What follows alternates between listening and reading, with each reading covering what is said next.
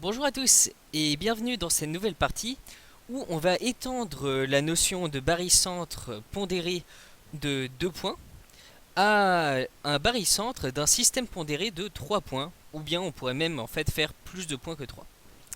Voilà. Donc petite remarque, si vous n'avez pas vu tout le reste du chapitre, je vous invite à vous inscrire sur leornian.net, inscrit juste au-dessus là, pour voir tout le reste du cours de premier S et notamment tout le chapitre sur les barycentres. Voilà. Donc ici on va commencer par une définition. Parce qu'avant on avait parlé du barycentre de 2 points pondérés et maintenant on va parler du barycentre de 3 points pondérés. Donc on appelle barycentre de 3 points pondérés A alpha, B bêta et C gamma le point grand G défini par alpha Ga plus bêta Gb plus gamma Gc est égal au vecteur nul à la condition, encore une fois, que alpha plus bêta plus gamma est différent de 0. Donc ça c'est la définition du barycentre de 3 points pondérés. Donc petite remarque, hein, c'est quasiment comme pour 2 points. La seule chose qu'on a changé, c'est qu'ici on a rajouté du gamma GC. La somme doit toujours être égale au vecteur nul. Et cette fois, c'est pas alpha plus bêta qui doit être différent de 0, mais alpha plus bêta plus gamma qui doit être différent de 0. Mais sinon, c'est quasiment la même chose. Alors, théorème 7. Soit alpha, bêta et gamma, 3 réels tels que alpha plus bêta plus gamma différent de 0, et grand G un point du plan. Dans ces conditions, on a grand G est le barycentre de A alpha, B bêta et C gamma, qui est équivalent à, pour tout point M du plan, alpha MA plus bêta MB plus gamma MC est égal à alpha plus bêta plus gamma MG. Donc, petite remarque, je ne sais pas si vous vous souvenez de la deuxième caractérisation qu'on avait donnée du barycentre. C'était alors, si alpha et bêta étaient deux réels et alpha plus bêta était différent de 0, on avait dit soit G un point du plan quelconque, on avait dit que G était le barycentre de A alpha et B bêta, c'était équivalent à dire que pour tout point M du plan, on avait alpha MA plus bêta MB qui était égal à alpha plus bêta MG. Donc en fait c'est exactement la même caractérisation, sauf qu'encore une fois on a rajouté le terme avec le gamma. C'est-à-dire cette fois c'est pas juste les alpha MA plus bêta MB, mais c'est alpha MA plus bêta MB plus gamma MC. Et c'est pas juste alpha plus bêta MG, mais alpha plus bêta plus gamma MG. Voilà. Donc démonstration. On a les équivalences suivantes. Grand G est le barycentre de A alpha B bêta C gamma. C'est équivalent à alpha Ga plus bêta Gb plus gamma Gc est égal au vecteur nul. Ça c'est la définition du barycentre. Ce qui est égal, et cette fois je vais introduire un point M quelconque du plan. Donc c'est équivalent à alpha Gm plus alpha Ma plus bêta Gm plus bêta Mb plus gamma Gm plus gamma Mc est égal au vecteur nul. Donc là j'ai introduit 3 fois un point M et j'ai utilisé la relation de Chasles. C'est-à-dire Ga c'est égal à Gm plus Ma. Gb c'est égal à Gm plus Mb. Pareil pour Gc. Donc ensuite j'ai cette équation là. Je fais passer le alpha Gm, bêta Gm, gamma Gm de l'autre côté. Lorsqu'il passe de l'autre côté, le Gm devient Mg. Ça m'évite de mettre un signe moins. Et donc j'obtiens alpha Ma plus bêta Mb plus gamma Mc est égal à alpha plus bêta plus gamma Mg. Et donc j'ai procédé par équivalence. Et donc on a bien que G est barycentre de A alpha B bêta C gamma qui est équivalent à, pour tout point M du plan, on a alpha Ma plus bêta Mb plus gamma Mc est égal à alpha plus bêta plus gamma Mg. Alors maintenant, autre théorème, théorème 8. On va voir que vraiment tous les théorèmes que j'énonce ici sont les mêmes que ceux pour 2 points, mais étendus à 3 points. Soit alpha, bêta et gamma 3 réels, tels que alpha plus bêta plus gamma est différent de 0, et G un point du plan.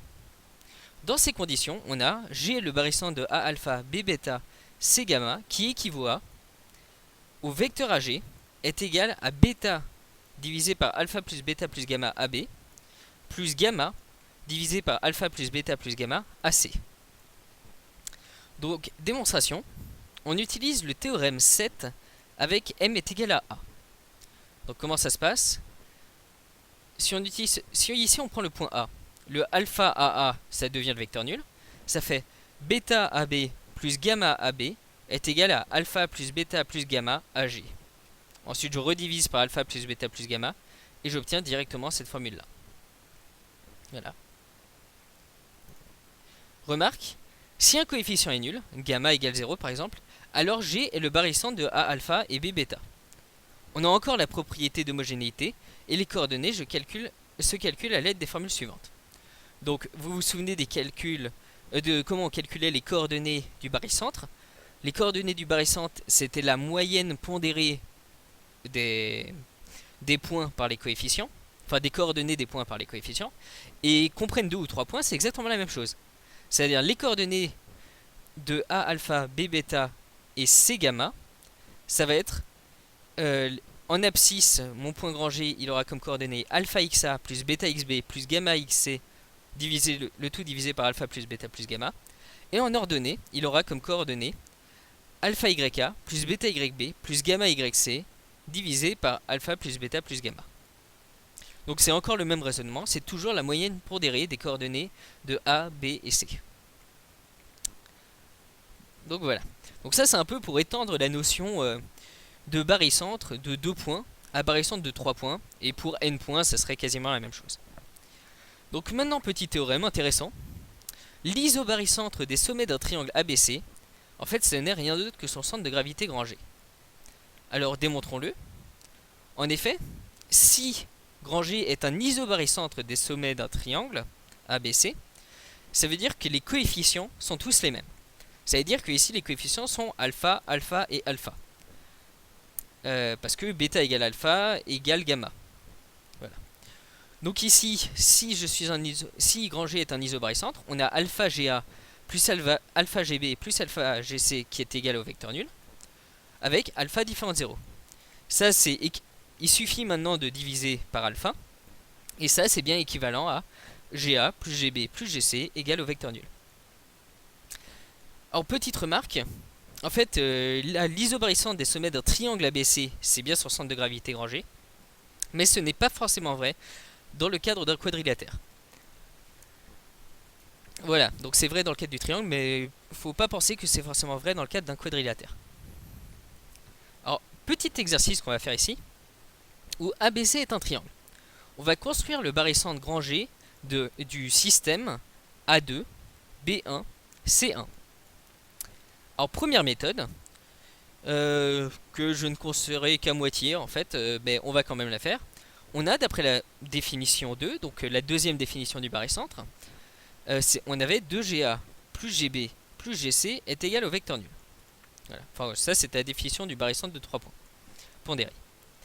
L'idée maintenant, ça va être d'introduire le point I qui va être le point milieu de BC. Alors, d'après le théorème 1 appliqué pour M est égal à grand G, on a, d'une part, on avait Gb plus Gc est égal à 2Gi. Bah oui, en effet, si G est le milieu de BC, c'est-à-dire que